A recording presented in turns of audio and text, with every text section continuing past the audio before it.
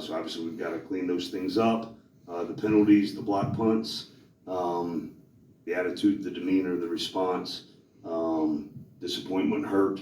For me, obviously, as a leader of the program, take great responsibility in getting the things cleaned up.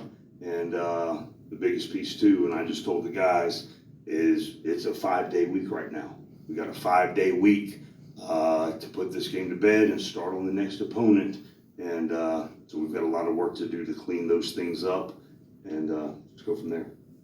Okay, questions, if you could, please take the microphone, raise your hand. We'll start right here with Rod.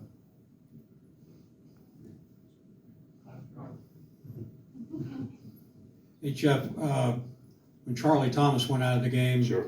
he had 9 tackles in a little over half. Yep. Score was 14-10. It seemed like the defense did not get any stops after that. Gotcha. We think very highly of Charlie Thomas in this program, and playmaking ability, leadership ability. He was very powerful in the locker room as well. And, so we just got to, Demetrius Knight came in and, played his role. Really good player. But, obviously when you lose a player the caliber of Charlie, that's hurts. Coach, coming out of halftime, offensively, that's where you guys found your stride. You got your first score of the game. What did you tell your guys at the half, and what did you feel changed for you guys to kind of lose the stride offensively? It was actually the exact thing that we said we were going to do coming out of halftime was kick the ball off, get a 3 and out, and then drive down and score. The guys did it, and just got to consistently put together drives and not hurt ourselves. So those are things, obviously we got to clean up. We spent an inordinate amount of time with crowd noise in the weeks leading up to this because we knew it was going to be a loud environment. So you go back through and try to think of all the different things we could have done to cut down on self-imposed, things that hurt us. And, obviously we got to do a better job. I've got to do a better job as the head football coach. And we'll continue to learn from those things. And given, I know you made a point of attention to detail on those things, what does it say that you had the penalties and the block? I mean, it's just very, very frustrating, very disappointing, and it has been addressed, will continue to be addressed, and the guys in there are committed to doing that. So, but it falls on me, and I will work relentlessly to get that cleaned up. Coach Collins, was there a pattern on the 2 block punts that you could detect? Yeah, there's some things that, we made adjustments to, and then the second one, the adjustment didn't get made. We'll get it cleaned up internally, so those kind of things will, the schematics of that we will keep in-house, but got to get that fixed because those things cannot happen. You cannot have block kicks, block punts, those kind of things, so very disappointing.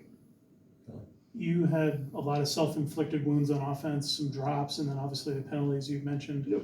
Just, is there anything you can put your finger on that you saw out there, or is it just mental mistakes, or guys just not finishing? Yeah, I mean, the biggest thing with the false starts is they were doing a good job of stemming and moving the front and those kind of things, and just playing those situations with poise and just staying focused, doing your assignment, listen to the snap count, to see the ball snapped, all those kind of things.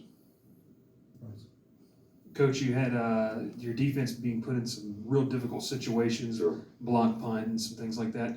Talk about a little bit of the resiliency you did see with Sure. a couple of big stands and getting off the field. Yeah, I think one of the key things, I think, even though it's a very disappointing loss, and we're very upset about it and hurt, there were things to build on. So we've got to just find that balance of making sure we fix the things that have to be fixed, but also building upon the things that were good in tonight's game. But right now nobody wants to hear that. I don't want to talk about it.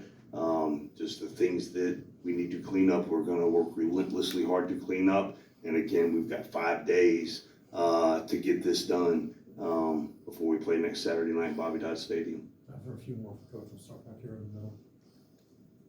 Coach Raphael, from the three-point conversion. You just said it, you only have 5 days. How do you do that? I mean, how do you go about that as far as fixing the Sure. mistakes, but yet still focusing on West Carolina? Yeah, so, I mean, I've been through this before, playing on short weeks. We've got the plan, we've got the schedule. Obviously, we've got tomorrow will be an off day for the guys, so we have to give them an off day, so tomorrow will be their off day. But knowing our guys, they'll come in on their own and watch the tape and start watching tape on, Western Carolina. And we'll get to work on Wednesday when we can get officially begin the work week. But obviously, it's going to be a challenge, and we just got to rise to that challenge. Coach in the back with Dan. Coach, with 3 timeouts left at the end of the half and with Clemson getting the kick to start the second half, was there any thought to burning one right there and maybe trying to take a couple of shots? There was just the, it was 4th and 4 right around midfield with the possibility, and there was the situation with the clock. And if you guys remember, that was like an 8-minute ordeal trying to figure out how the clock was going to be administered. There was the defense was playing good relative to having a punt blocked and putting them in bad field position. So there was discussion, there was thought about that, but the best thing to do was to go into the half because it ended up on the 8-yard line. Wouldn't have been a lot of time anyway. Ken, right back here.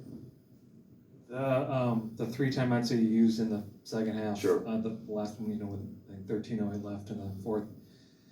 What prompted you having to burn those so quickly? Yeah, so the last one, if you guys recall, it was 4th and 6, right around the 37-yard line. And in the past, right around that area, they've had a formation that they've run a trick play out of. They shifted to it, saw it, and banged the timeout, regrouped, and then they didn't run the fake after that. There was another situation earlier. We don't ever want to have a situation that could be an explosive play because we're misaligned. I saw we were misaligned, wanted to make sure that we did not have something very unfortunate happen to us during that drive, banged it, and got it corrected. So obviously you want to keep the timeouts as long as you can, but you also don't want to put yourself in harm's way if you don't have to at key points in the game. Kelly, we'll wrap up with you. The one thing that I thought was a positive takeaway for you guys, it was the pass rush was pretty significant, and really DJ made 2 plays kind of out of that changed probably the momentum of the game as well, particularly the one play where he got the ball out where he was dead to rights. Just talk about what worked with the pass rush, why you feel like you guys were more effective today. That's been probably the most effective pass rush you've had. I think, obviously the development of the players, and we've got really good players up along the defensive front and the second level defenders that we were activating in some pressures.